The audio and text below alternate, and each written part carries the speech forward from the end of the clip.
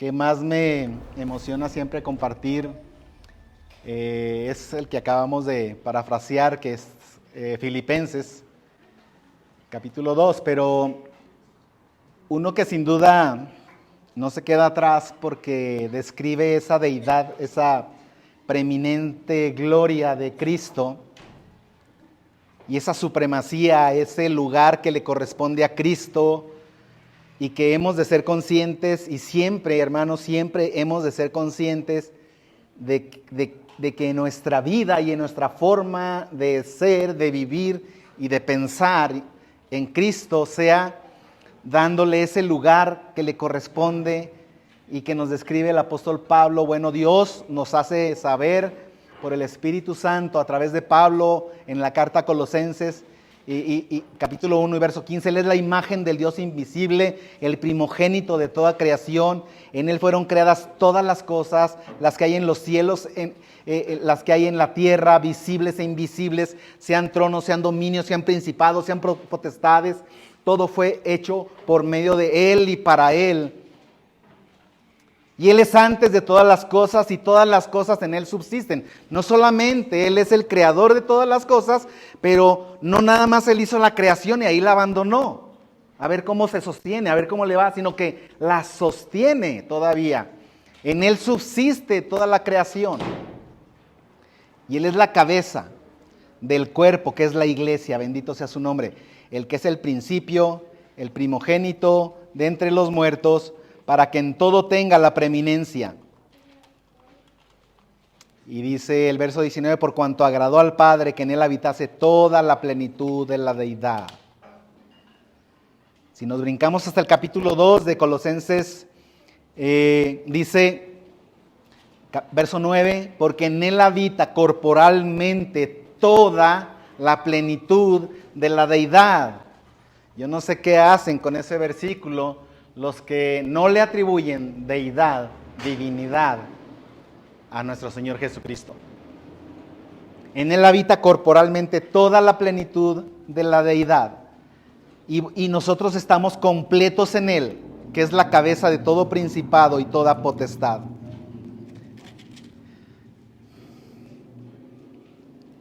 Sepultados con Él en el bautismo, dice el verso 12, y está describiendo desde que el Señor a través de su Espíritu Santo nos concientizó de la grandeza de nuestro Señor Jesucristo, de su encarnación, de su nacimiento virginal, de su vida que vivió obediente al Padre sin cometer ningún pecado. Y déjeme enfatizo esto porque, jóvenes, Él es Jesucristo santo y no cometió ningún pecado y nunca se halló engaño en su boca.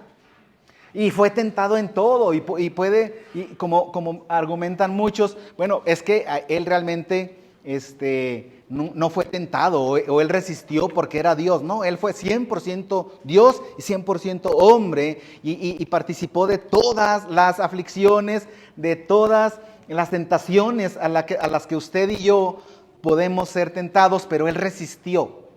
Por amor a usted y por su propia naturaleza de ser Dios, Él resistió y Él vivió una vida de santidad y de pureza conforme a lo que Él era.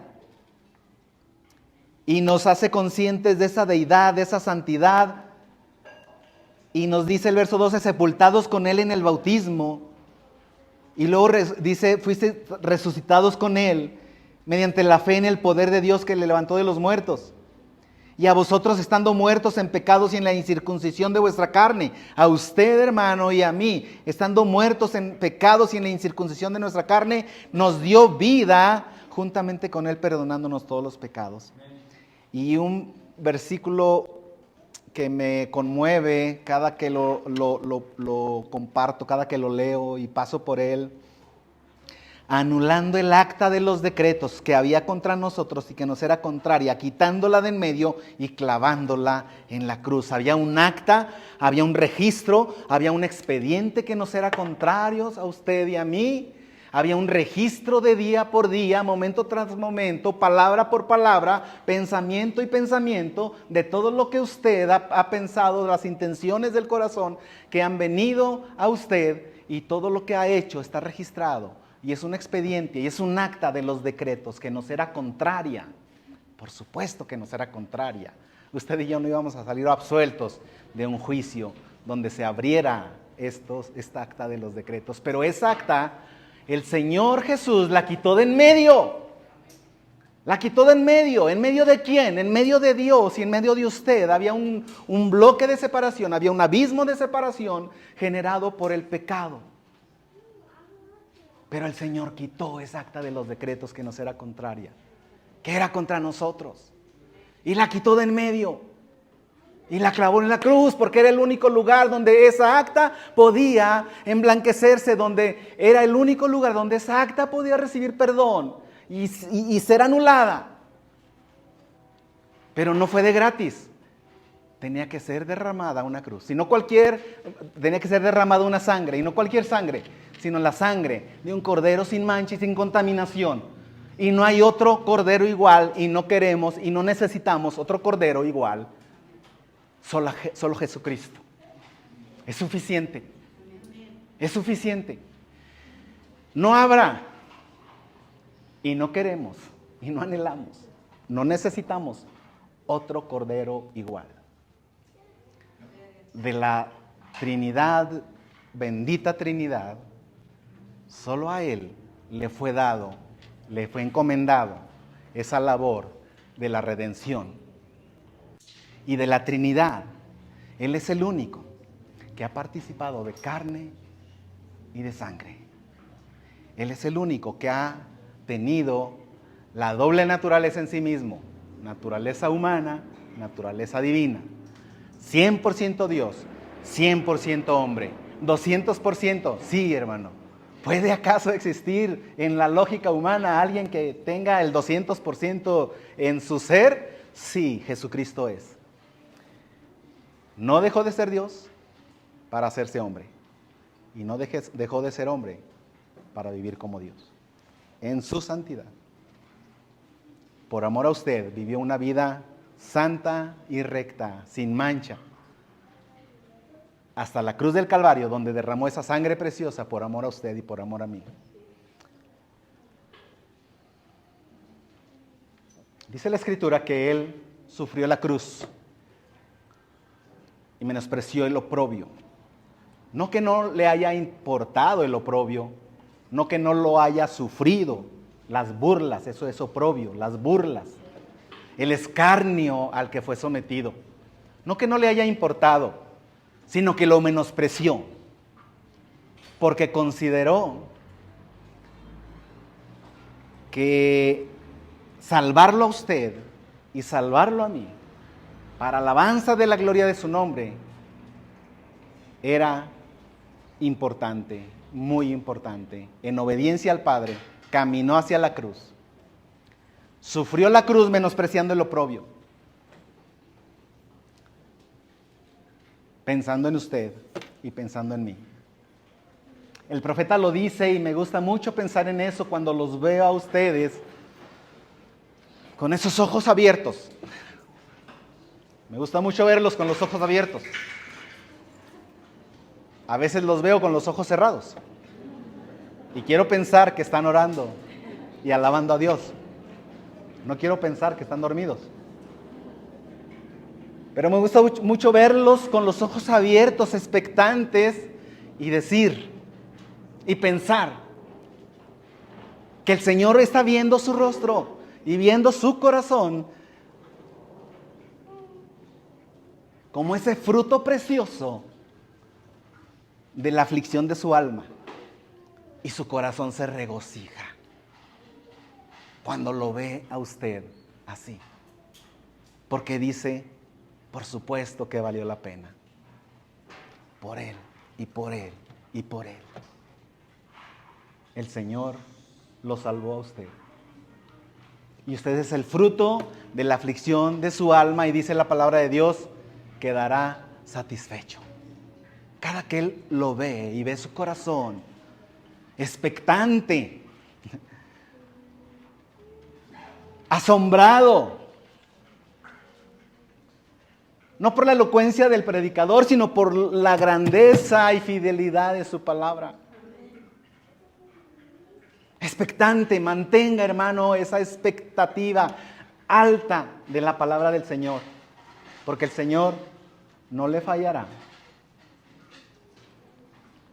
Usted es el fruto de la aflicción de su alma y el Señor está satisfecho por lo que hizo, por lo que está haciendo y por lo que hará. Y nosotros descansamos en lo que Él ya hizo, en lo que Él está haciendo y lo que le falta por hacer todavía en cada uno de nosotros. Pero su promesa es que nos llevará a la imagen del precioso varón perfecto, a esa estatura, cuando le veamos cara a cara. A Él sea toda la honra, toda la gloria, y lo hizo pensando en usted. Y cuando Él caminó hacia la cruz, lo hizo pensando en usted. Y vaya conmigo, estamos continuando en Timoteo, primera carta de Timoteo, de Pablo a Timoteo, perdón. Primera carta de Pablo a Timoteo. Y hemos pasado ya por 4 capítulos y comenzamos la semana pasada el capítulo 5, donde ese pensamiento que ha tenido el Señor Jesús en usted y en los que vendrán a través de usted, de su predicación, de su testimonio, nos deja instrucciones claras de cómo ha de ser la reunión de los santos, de cómo ha de ser la congregación de los santos, cómo hemos de dirigirnos, cómo hemos de saludarnos, cómo hemos de respetarnos, de amarnos, de cuidarnos, de exhortarnos, de animarnos unos a otros con su palabra. Y abrimos el capítulo 5 la semana pasada acerca de cómo tratar con estos grupos de personas cuando han de ser confrontados con su pecado, de la grande necesidad que tiene la iglesia de ser confrontada con su pecado. Cuando hay pecado tiene que ser confrontado, lo vimos, lo revisamos la semana pasada. ¿Cómo le hacemos cuando un anciano de edad peca? Tiene que ser confrontado. Cuando una anciana de edad, alguien mayor, mujer, tiene que ser confrontada con su pecado. Conforme a la palabra de Dios, y hablábamos de una palabra que decíamos que es la discrepancia. Cuando nuestras hermanitas, cuando nuestros hermanos mayores, cuando nuestras jovencitas, cuando nuestros jóvenes varones están andando desordenadamente y no se conforman a lo que la palabra de Dios dice, han de ser confrontados, y la palabra confrontación es poner enfrente a la persona y ponerle enfrente la palabra de Dios. Y si su forma de andar no se conforma a cómo debe ser, a cómo dice la Escritura, hay una discrepancia, y entre más grande es esa discrepancia, pues es más grande el pecado en el que están andando. Y es obligación del liderazgo, con la ayuda del Espíritu Santo y la palabra de Dios, corregir, hacer que esa discrepancia sea cada vez menor y que andemos cada vez más de manera recta, correcta, conforme a la palabra de Dios. Y no escapa del cuidado de Dios el tema de esta tarde, y esta tarde estaremos hablando con relación a las viudas en la iglesia. Las viudas en la iglesia. Y podemos titular el estudio de esta tarde, el alto o el especial cuidado de Dios por las viudas en la iglesia. El especial cuidado de Dios por las viudas en la iglesia. Vamos a leer nuestro texto. Vamos a 1 Timoteo capítulo 5 y vamos a leer,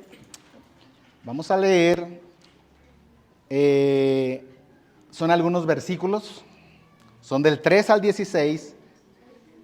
Sígame por favor con su vista. Dice la Escritura, espero que ya esté en sus ojos posando sobre la palabra de Dios. Y dice, honra a las viudas que en verdad lo son. Pero si alguna viuda tiene hijos o nietos, aprendan estos primero a ser piadosos para con su propia familia y a recompensar a sus padres, porque esto es lo bueno y agradable delante de Dios. Mas la que en verdad es viuda y ha quedado sola, espera en Dios y es diligente en súplicas y oraciones noche y día. Pero la que se entrega a los placeres viviendo está muerta. Manda también estas cosas para que sean irreprensibles. Porque si alguno no provee para los suyos, y mayormente para los de su casa, ha negado la fe y es peor que un incrédulo. Sea puesta en la lista solo la viuda no menor de 60 años, que haya sido esposa de un solo marido, que tenga testimonio de buenas obras, si ha criado hijos, si ha practicado la hospitalidad, si ha lavado los pies de los santos, si ha socorrido a los afligidos, si ha practicado toda buena obra.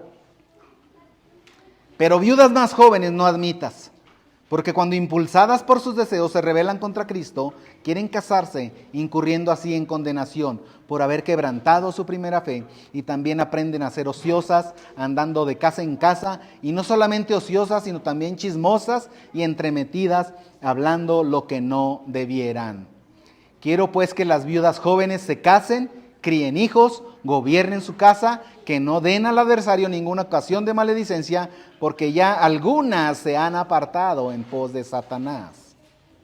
Si algún creyente o alguna creyente tiene viudas, que las mantenga y no sea agravada la iglesia, a fin de que haya lo suficiente para las que en verdad son viudas. En toda la historia de la Escritura, hermano, el Señor ha mostrado que las viudas y los huérfanos y los extranjeros ocupan un lugar muy especial en su corazón. Cuando Él habla acerca del extranjero, dice, tienes que recibirlo, y tienes que hospedarlo, y tienes que darle lo mejor que hay en tu casa y cuidarlo.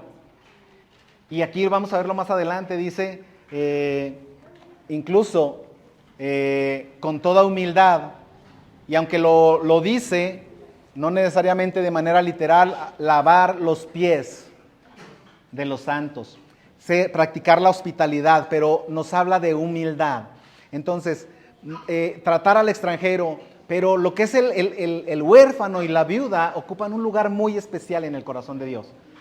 De las primeras veces que yo pude leer el especial cuidado que tenía Dios por las viudas y por los huérfanos fue en el Antiguo Testamento, cuando lo vamos a ver en el pasaje con la viuda de Sarepta. Y luego cuando pasamos por el Evangelio y vemos a la viuda de Naín, y luego pasamos por Isaías en el capítulo 1, cuando hace esa especial invitación en el capítulo 1 y dice que le hagas justicia al huérfano y que no desampares, no dejes desamparada a la viuda. Y luego dice, venid luego, y dice Jehová, y estemos a cuenta. Siempre nos llama más la atención ese versículo precioso cuando dice que venid y estemos a cuenta, y estemos a cuenta. Si vuestros pecados fueren rojos como la grana, como la nieve serán emblanquecidos. Precioso versículo, pero el que le antecede nos habla de esas personas especiales en el corazón de Dios que son el huérfano y la viuda. En el Salmo 68, quiero que se mueva conmigo a través de la Biblia, por favor, no se me quede atrás. En el Salmo 68 y verso 5 nos dice la palabra de Dios que Él tiene un especial cuidado por las viudas. Dice el Salmo 68, verso 5, Padre de huérfanos y defensor de viudas. Padre de huérfanos y defensor de viudas. Es Dios en su santa morada. Ahí está hablándonos, abriéndonos el corazón Dios, y nos enseña que muy dentro de su corazón está ocupando un especial cuidado, una especial atención a los huérfanos y a las viudas. Padre de huérfanos, defensor de las viudas. Y mire, no solamente ahí, pero en Éxodo capítulo 22, si vaya rápidamente conmigo a ver al capítulo 22 de Éxodo, Y el Señor desde ahí nos está diciendo cosas interesantes, preciosas instrucciones con relación a este grupo de personas muy amadas por nuestro Señor. Capítulo 22 y verso 22 de Éxodo, dice la palabra de Dios: a ninguna viuda ni huérfano afligiréis. ¿Qué dice? A ninguna viuda ni huérfano afligiréis. No los vas a presionar, no los vas a atormentar, no los vas a descuidar, no los vas a hacer pasar por dificultades. Eso se dice afligirlos. No los vas a poner en aprietos, al contrario, tienes que cuidarlos. Pero dice aquí el verso 23, ¿por qué? ¿Por qué no debías hacerlo? ¿Por qué el pueblo de Israel no debía hacerlo? Dice aquí el 23, fíjese usted, cuando leía esto decía: el Señor está atento a las oraciones de la viuda y del huérfano. Dice aquí: porque si tú llegas a afligirles, no más que se te ocurra afligir a una viuda o afligir a un huérfano. Dice aquí: y ellos clamaren a mí, ciertamente oiré yo su clamor, y mi furor se encenderá, y os mataré a espada, y vuestras mujeres serán viudas, y huérfanos vuestros hijos. ¿Cree usted que son personas importantes a los ojos de Dios? Por supuesto que sí. Por supuesto que sí. Ocupan un especial cuidado a los ojos de Dios. La viuda y el huérfano, no se le olvide. Y entonces nos muestra cómo debían ser tratadas, cómo muestra Dios ese especial cuidado que tiene por las viudas. Y eso no es del Nuevo Testamento. Podíamos haber pensado que esto comenzó en Hechos, que ahorita vamos a ver ese capítulo 6 de Hechos, donde se inicia como primer ministerio de la iglesia primitiva el cuidado de la iglesia por las viudas. Pero no comenzó ahí, el cuidado de Dios que Dios tiene por las viudas no comenzó ahí, comenzó desde el Éxodo, ¿sí bien? Desde antes. Y entonces ese especial cuidado que Dios ha tenido siempre por las viudas y los huérfanos. Las mujeres mayores deben ser tratadas como a madres, lo acabamos de ver en 1 Timoteo capítulo 5, 1 al 3. A las ancianas como a madres, han de ser honradas. Si a las mujeres mayores deben ser tratadas como a madres y las madres deben ser honradas, pues entonces podemos llegar fácilmente a la conclusión de que las viudas desamparadas deben también ser honradas. Y si quiere de pasada vamos al cuarto mandamiento, Éxodo, capítulo 20. Honrarás a tu padre y a tu madre. Y cuando lo cita en el Nuevo Testamento, el apóstol dice que es el primer mandamiento con promesa para que te vaya bien y seas de larga vida sobre la tierra. Y pareciera como que honrarlos solamente es tratarlos bien, no faltarles al respeto. No le levantes la voz. Ya la estoy honrando. No he maldecido a mi madre. La trato bien. Le ayudo en los quehaceres. No le levanto la voz. Pero ahorita vamos a ver cómo se amplía el concepto de honrarles y no solamente significa tratarles con respeto. Honrarles significa ocuparse de sus necesidades en todos los aspectos de su vida, incluyendo sus necesidades económicas. Entonces, cuando el Señor está diciendo aquí que hemos de honrarles, no dice solamente trátelas con respeto, sino que si tú eres consciente de que hay viudas en la congregación, deben ser honradas y sí tratarlas con respeto, como dijimos la semana pasada, pero hemos de suplir sus necesidades económicas.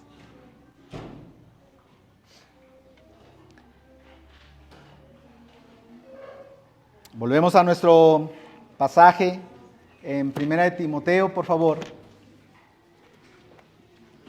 1 Timoteo. honra a las viudas que en verdad lo son. Ahora, las instrucciones bíblicas con respecto a las viudas, hermanos, si está de acuerdo conmigo hasta donde hemos ahorita caminado, es que nos encontramos con ese precioso cuidado que tiene el Señor de las viudas y nos habla del corazón de Dios. Como ya dijimos, Él es el Padre de huérfanos, defensor de las viudas. Están bajo su cuidado, bajo su protección, bajo su dirección, bajo su provisión. El Señor tiene cuidado de ellas. Y cuando pasábamos por ahí, por el Antiguo Testamento, y veíamos que cuando le dice vos, muy bien, ahí anda rebuscando, ahí anda buscando, recogiendo de lo que dejan los que van cosechando, ahí anda una viuda. Por favor, dejen caerle espigas ahí, como que se les caen las espigas, como que se les caen para que ella tenga que recoger. Dios teniendo cuidado de la viuda. Y había una ley en el Antiguo Testamento. Y vaya conmigo, Deuteronomio capítulo 14, por favor. Había una ley, me gustó mucho cuando ya lo vi que estaba también entre los mandatos de Dios en Deuteronomio, y alguien le llamó el mandamiento o la provisión por medio.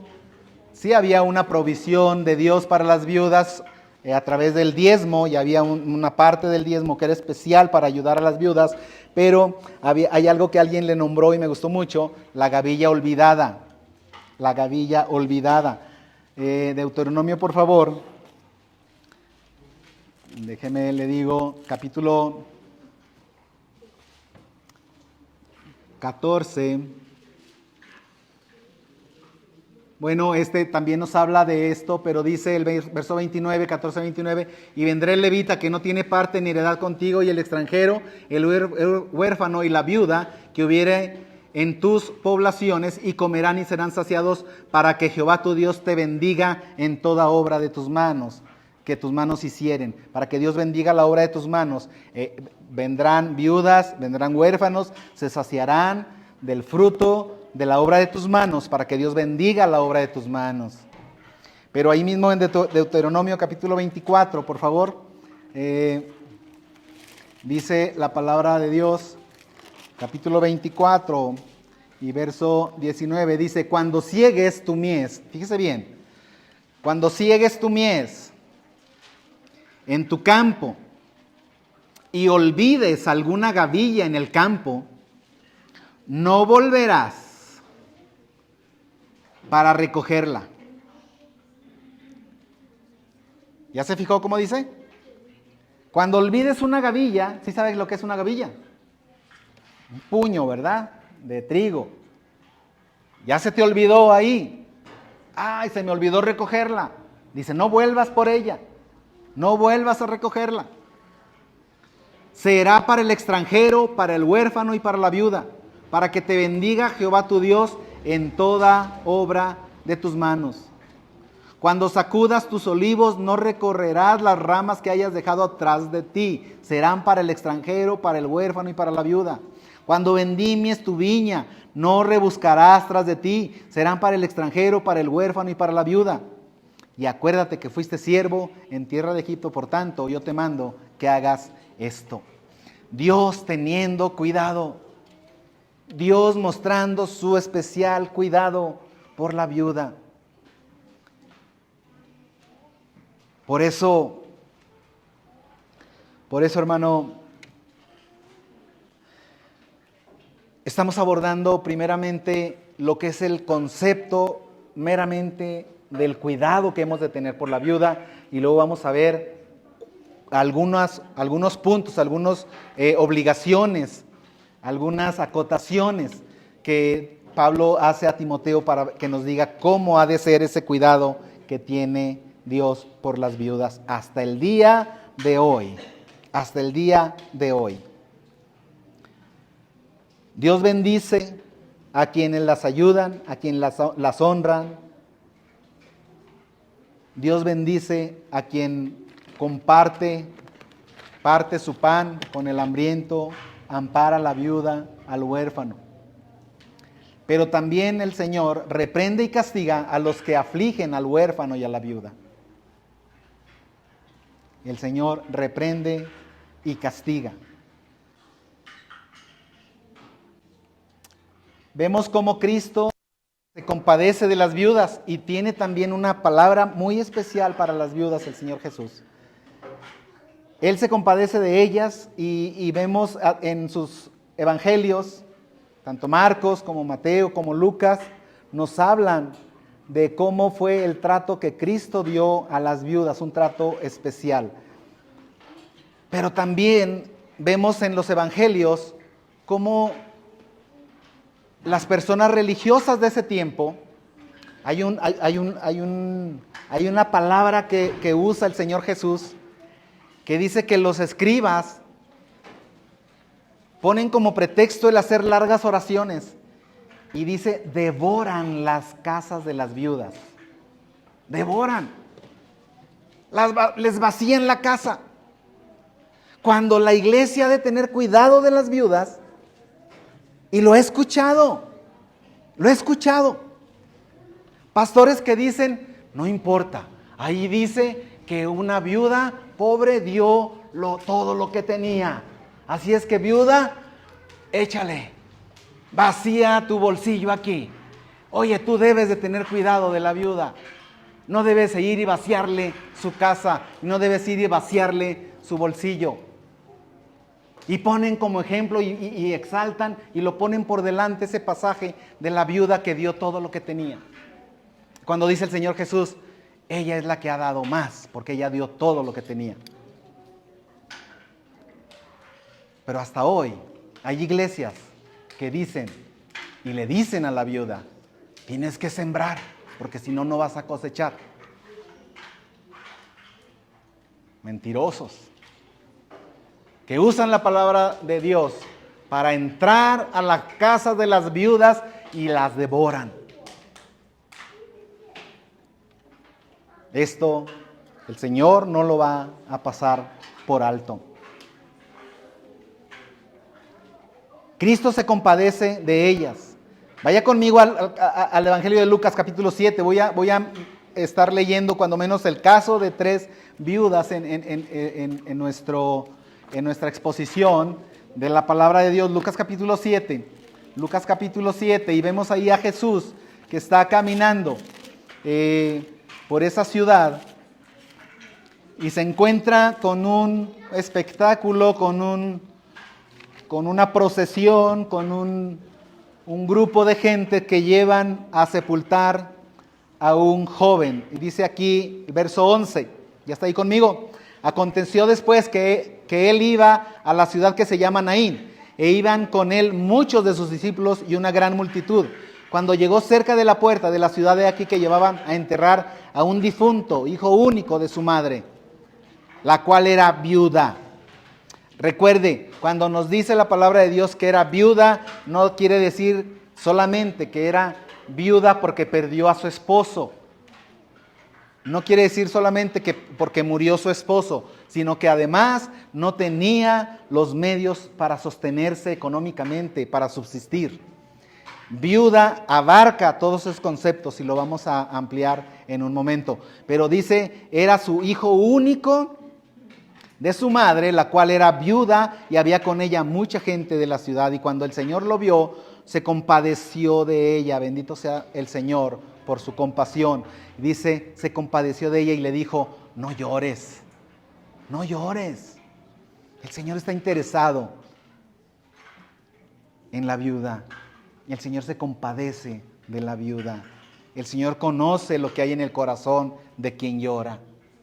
Y cuando es una causa legítima, el Señor se acerca y te dice, no llores. No llores.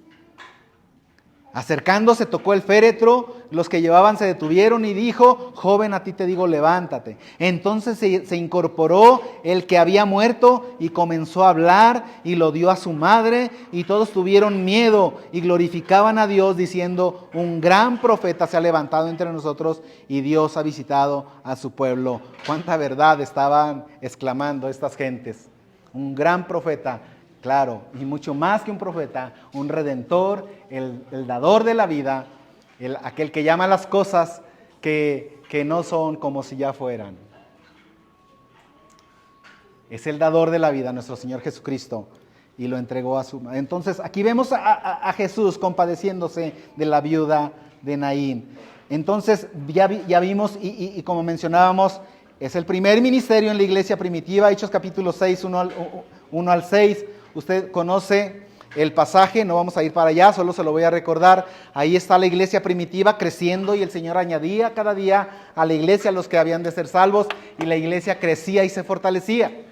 Pero ocurrió que las viudas estaban siendo descuidadas. Cuando dice la escritura de las viudas, acuérdense, son personas que tienen una necesidad especial de ser sostenidas, de ser sustentadas, de ser alimentadas. Y empezó a haber murmuración contra la iglesia. Y esto, por supuesto, ni hoy, ni antes, ni nunca,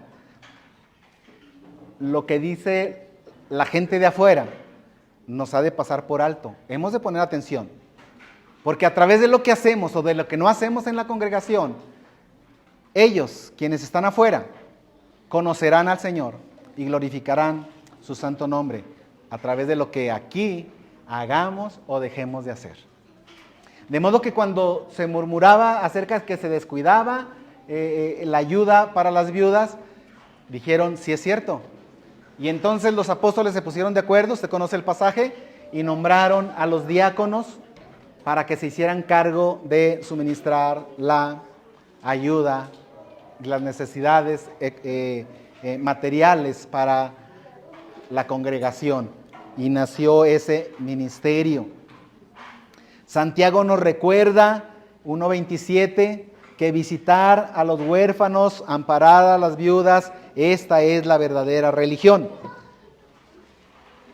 Es señal de la verdadera religión, es la única, creo que es la única vez que la palabra religión se menciona en el Nuevo Testamento. Esa es la religión verdadera. Que ampares a la viuda, que visites al huérfano. Entonces, la instrucción está bien clara, hermano. No tenemos para dónde hacernos. Ahora, digamos pues que viuda no solamente, como le decía, es aquella que murió su marido. Para nosotros en la actualidad solamente parece que limitamos el concepto solamente a la mujer que murió su marido. Pero el concepto va mucho más allá. La definición de viuda va mucho más allá. Es alguien que es despojada. De hecho, la palabra significa despojada, privada de su marido. Y por tanto, frecuentemente sin medios de sostenimiento. Ahora, cuando nos dice la Escritura en nuestro texto de Timoteo, honra a las viudas que en verdad lo son, quiere decir que hay viudas que no son viudas. ¿Cómo está eso, hermano? ¿Cómo está eso de que hay viudas que no son viudas? Bueno, hay viudas que sí son viudas, pero no son viudas. ¿Sí? Hay viudas que sí se murió su esposo, pero no son viudas porque sí tienen con qué salir adelante, con qué sostenerse. Entonces, en el concepto que nos ocupa, tenemos que entender la diferencia entre una viuda y otra viuda. Pero para que se le acabe de cuadrar el ojo, hay un tercer tipo de viudas. Y vamos a mencionar a los tres. Porque nuestro texto nos menciona 3 tipos de viudas. Entonces, en el contexto en el que estamos, en el Antiguo Testamento, en el tiempo de la iglesia primitiva, no así en nuestra actualidad, las mujeres viudas no tenían un empleo, un trabajo o una ocupación que les remunerara dinero y pudieran ellas mismas subsistir. Las viudas, moría su esposo, que era el proveedor, puesto por Dios para suplir las necesidades en todos sentidos, y ella se quedaba desamparada. Si tenía hijos, pues los hijos se tenían que hacer cargo. ¿Y qué pasaba cuando la viuda era una viuda joven y no había tenido hijos? Sí sabe que hay un principio del levirato que dice en el Antiguo Testamento que mandaba que esa viuda se casara con el cuñado, un hermano de su esposo, que fuera menor, para que engendrara hijos y no quedara borrada su descendencia, y para que tuviera cuidado de la viuda. Entonces, eso de que se casen las viudas no es nuevo tampoco. Era un mandato del Antiguo Testamento. Y ahora el apóstol Pablo, a través de Timoteo, nos dice que la iglesia ha de promover que las viudas no se queden solas, sino que se casen las viudas jóvenes. Entonces, nuevamente el Señor teniendo cuidado, en ese tiempo entonces había esas viudas que quedaban sin provisión, sin un trabajo remunerado, y quedaban pues sin los medios de subsistencia. En el tiempo de la iglesia primitiva, la sinagoga, la iglesia local, el grupo local, era responsable de aliviar esa situación. Y vemos cómo el Señor ha tenido siempre cuidado. Ahora, en la actualidad, podemos, y la Escritura nos permite ampliar el concepto, pues, ya vimos que hay viudas porque se les murió su marido. Si es una viuda joven, que se case. Si es una viuda que solo se le murió su marido, pero se quedó con una cuenta de ahorros, se quedó con varias empresas, se quedó con un seguro de vida, se quedó con... Bueno, pues no solamente tiene para subsistir ella, pero incluso para ayudarle a otras viudas, ¿verdad que sí? Y tal era el caso en aquellas circunstancias. Es viuda porque murió su marido, pero no es viuda porque no tiene necesidad. Pero entonces había unas viudas que murió su marido, que se quedaron solas, que no tienen hijos, que no tienen hermanos, que no tienen descendencia y que no tienen los medios. Esas son las viudas que en verdad lo son.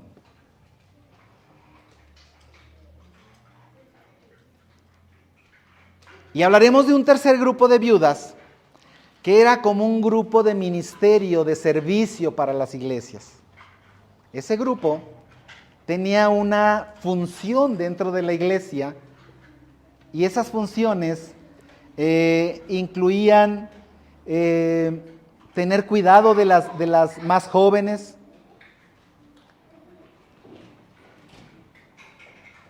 era un grupo que tenía las funciones de sirviendo en la iglesia, y ellas que nos recuerdan, porque se tenía que cumplir con ciertos requisitos, para ese tercer grupo de viudas se tenía que cumplir con ciertos requisitos, así como en el capítulo 3 nos describieron los requisitos para el obispo. Si alguno anhela obispado, buena obra desea, pero es necesario que sea irreprensible, marido de una sola mujer, y empieza a dar toda la lista que ya estudiamos.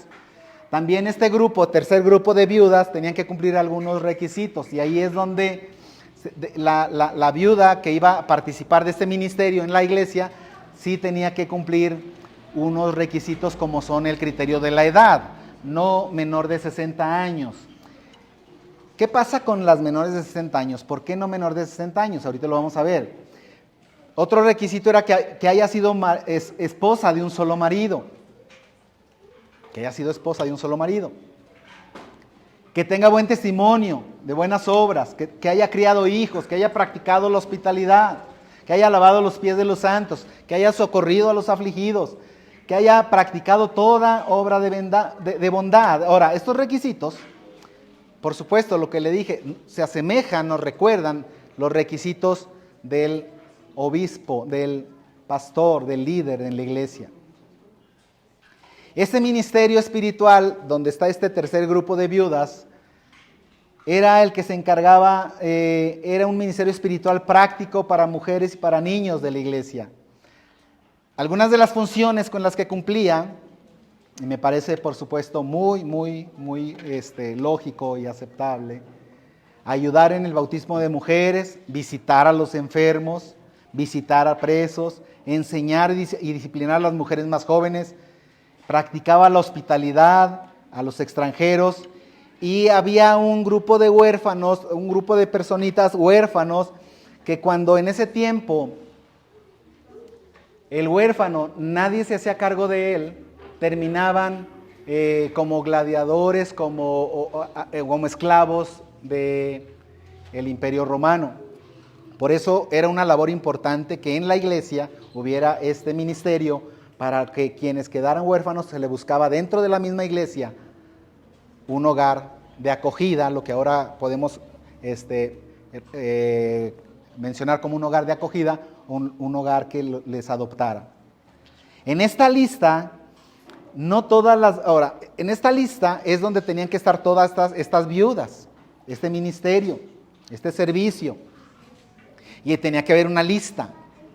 Esa es la lista que dice Primera de Timoteo en el verso 9, 5, 9, sea puesta en la lista, está hablando de ese tercer tipo de viudas,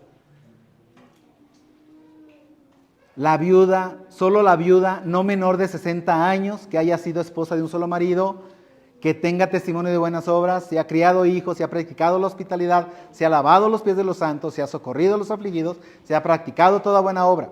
Hasta ahí. Y luego dice, pero viudas más jóvenes no admitas, no aceptes en esta lista. Viudas más jóvenes pueden estar en las otros tipos de viudas. ¿Sí? Hay viudas menores de 60 años y que están sin dinero y tienen que ser suplida su necesidad. ¿Verdad que sí? Por eso dice, en la lista del servicio, del ministerio, como es un ministerio donde se hizo, incluso hasta se llegó a tomar como un voto de dedicación al servicio, tenía que ser mayor de 60 años. Pero viudas más jóvenes no admitas. ¿Por qué no eran admitidas? Dice el verso 11, y nos dice por qué. Porque cuando impulsadas por sus deseos,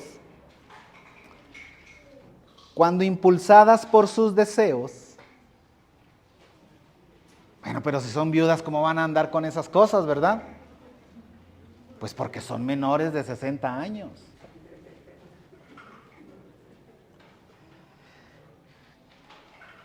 ¿Quieren casarse? ¿Y qué tiene de malo? No tiene nada de malo. El problema es que estando en la lista del servicio de viudas, de servicio a la iglesia, quieren casarse, ya se les pasó el duelo, ya se les pasó el dolor. Primero dijeron, voy a servir al Señor solamente y me consagro a Él para servirle el resto de mi vida. Solamente me voy a consagrar a servir a la iglesia. Se les pasa el dolor, se les pasa el duelo, quieren casarse, empiezan a secretar sus hormonas y todo eso, entonces quieren casarse. Y son deseos biológicos, físicos, pero entonces caen en condenación. ¿Por qué? Porque ya abandonaron, dejaron de hacer el voto que habían hecho y empiezan a querer casarse, pero se empiezan a andar, dice aquí, impulsadas por sus deseos, se rebelan contra Cristo y quieren casarse y incurren en condenación por haber quebrantado su primera fe. ¿Qué quiere decir eso? Que dejaron de creer, que perdieron la salvación. No, nada de eso. Pero solamente el testimonio que debían guardar como el grupo de viudas servidoras de la iglesia, ahora ya no lo pueden cumplir. Y luego dice, aprenden a estar de ociosas. Ese grupo de viudas, imagínenselas menores de 60 años que ya un tiempo anduvieron visitando, haciendo obra, visitando para fortalecer, para consolar a las familias de la congregación, se enteraron de problemas, se enteraron de cosas muy íntimas de la familia y entonces las viudas aprenden a ser ociosas y van de casa en casa porque pues es la labor, es el oficio que estaban haciendo. Pero aprenden a ser ociosas. Y todo lo que les contó la familia que visitaron, ahora lo usan de chisme. Y dice aquí el apóstol Pablo, dice a Timoteo, aprenden a estar ociosas. Y no solamente ociosas, sino también chismosas y entremetidas, hablando lo que no debieran. Y entonces les da la orden de que esas viudas es mejor que se casen. Una de las razones por las que tenía que ser menor de 60 años, porque ha disminuido, no que se haya inhibido, pero ha disminuido ya el deseo también sexual.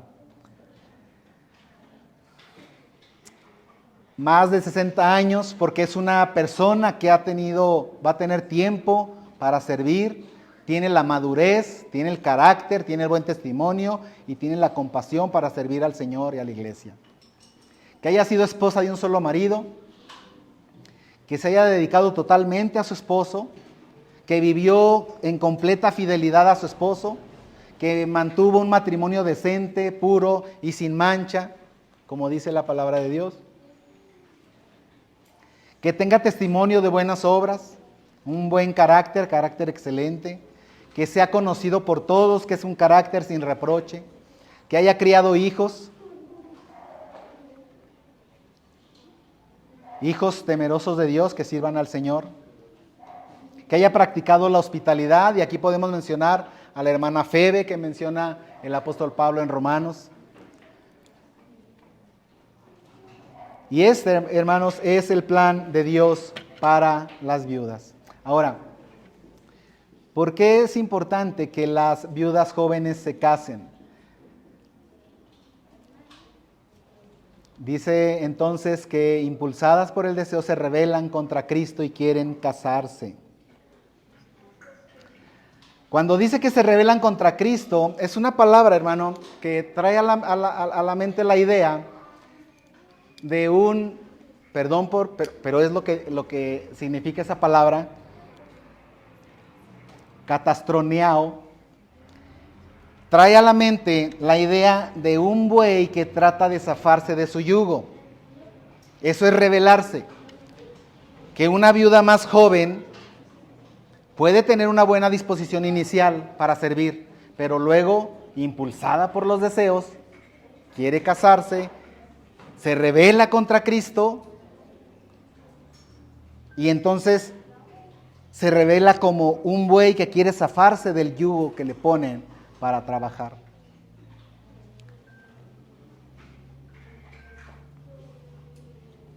Por eso nos insiste que deben de ser mujeres piadosas, serias, maduras, para servir a las casas, a las mujeres, a las familias de la iglesia.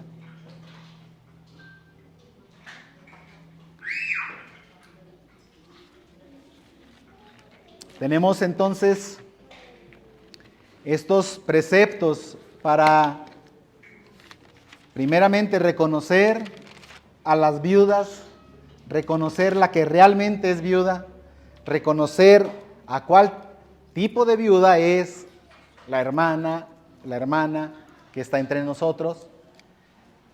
Si es una hermana que quedó viuda pero tiene hijos, ¿qué es lo que dice la Escritura? Que los hijos la mantengan, que los hijos se hagan cargo de ella. Y es donde nos dice, algo que usamos muy seguido es, que el que no provee para los suyos, dice que es peor que un incrédulo, ¿verdad? Entonces, es importante que destaquemos pues el tipo de viudas que hay.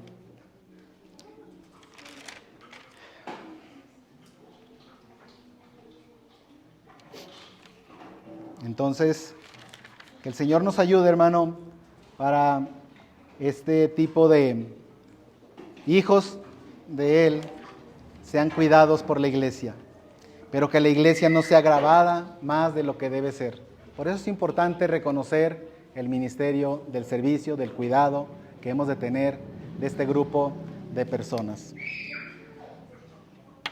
Que el Señor nos ayude. El carácter que se describe aquí en la Escritura acerca de las viudas ha de ser algo que aspiremos a tener todo el grupo de hijos de Dios. Que Dios nos ayude a cumplir con este propósito, hermano, con ese ministerio. Que no descuidemos ningún ministerio, pero especialmente el grupo de viudas, de huérfanos, lo tengamos siempre en el corazón para orar por ellos. Que Dios nos dé sabiduría para llevarlo a cabo con toda temor a Dios y con el propósito de que Dios sea glorificado a través de esto. El hacerlo, el obedecerlo, traerá bendición, pero el no hacerlo también traerá disciplina a la iglesia. Vamos a orar, por favor.